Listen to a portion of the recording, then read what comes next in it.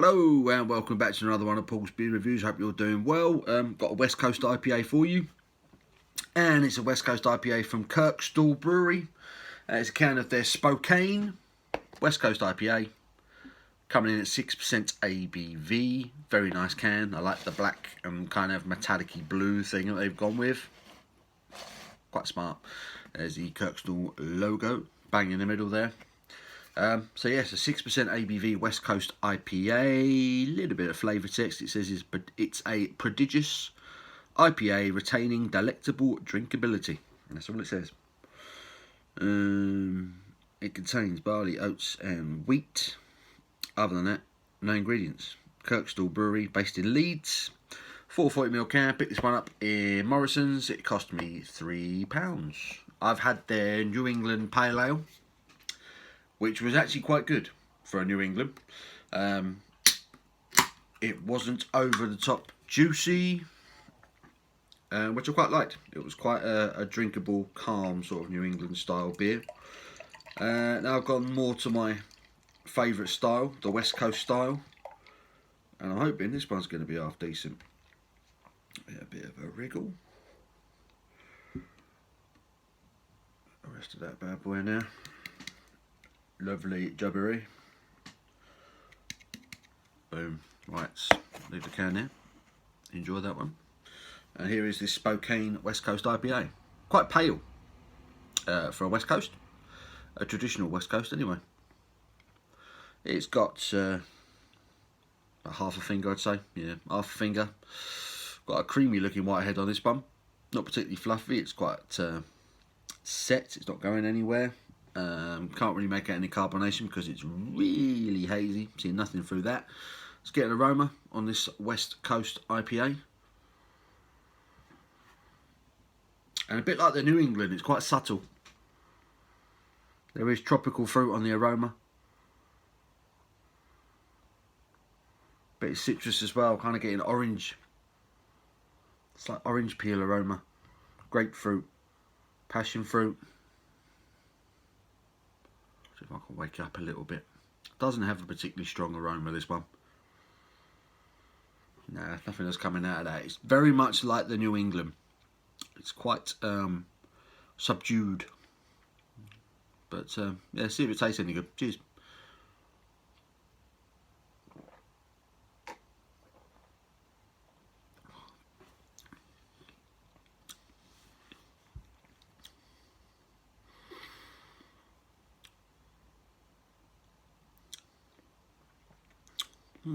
Meh. Meh. That's the word.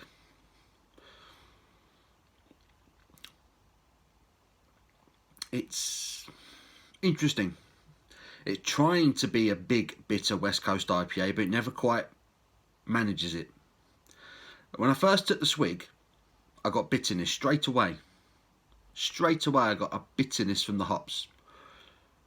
But it never quite reached up, and even now I can still taste that bitterness from the hops, but it never gets the bitterness levels never rise. It's a really kind of background type bitterness, if that makes any sense. It's there at the back, in the background all the way along, and it's hidden firmly behind the more sort of tropical and fruity notes.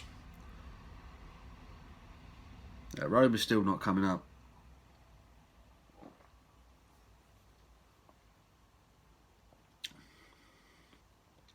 Getting a bit of mango on the flavour,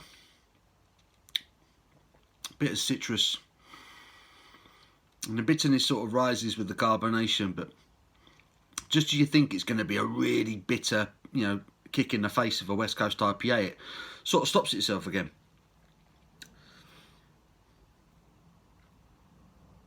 And it goes down to a very calm bitterness level and stays there, and then gradually peters out.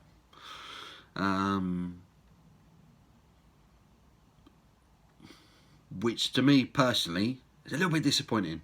I would have liked that bitterness to continue to climb as it got to the back of the palate, but it doesn't.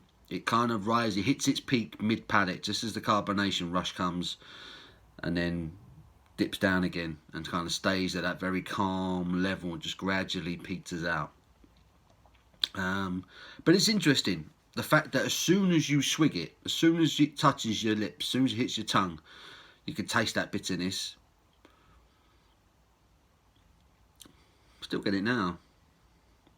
It's a nice bitterness as well.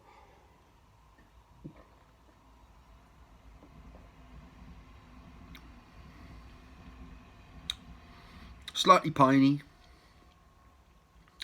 More piney than bitter. It's a lovely flavour. It is nice. But it's one of them beers where all the ingredients are there and they just needed to notch it up a little bit.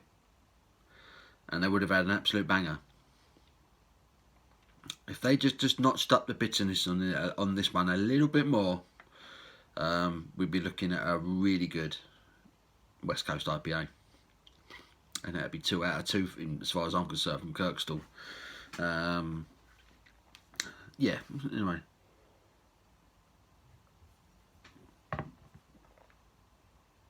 So it's got a nice sort of smooth, almost creamy mouthfeel to it. It's got a good body. Nice bit of passion fruit, mango, bit of orange on the flavour. Carbonation rush comes with the bitterness.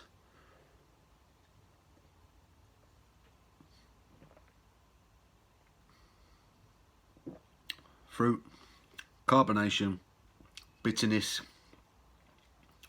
Now it's going down. It all happens very quickly with this beer. The flavour all kind of comes all at once, and then it gradually peters out, and it doesn't hit as hard as you think it might when you first hit your tongue. You think it's going to be a really bitter beer, and it kind of goes and calms down again. You know, it threatens to be a bitter IPA, but never quite hits those heights.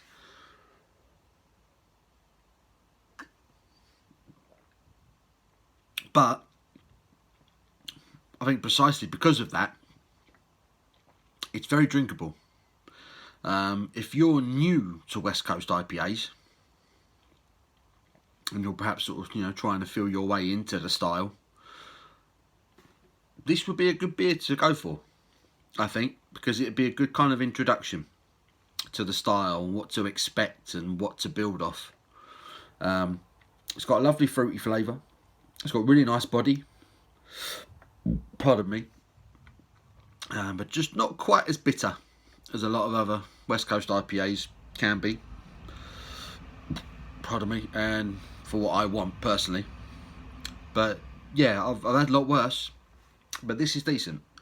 Would I drink that again? Yes, I think I would drink this one again. I really would. Would I pay £3 for it again? Again, quite possibly.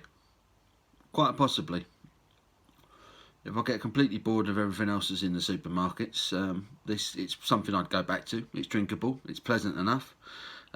Just wanted a bit more bitterness. But like I say, if you're new to West Coast IPAs, I do recommend going out and trying this one, because it's just got enough bitterness for you to experience it, but also at the same time it doesn't go too bitter to put you off, you know. But other than that, it's really quite enjoyable. It's pretty decent. I'm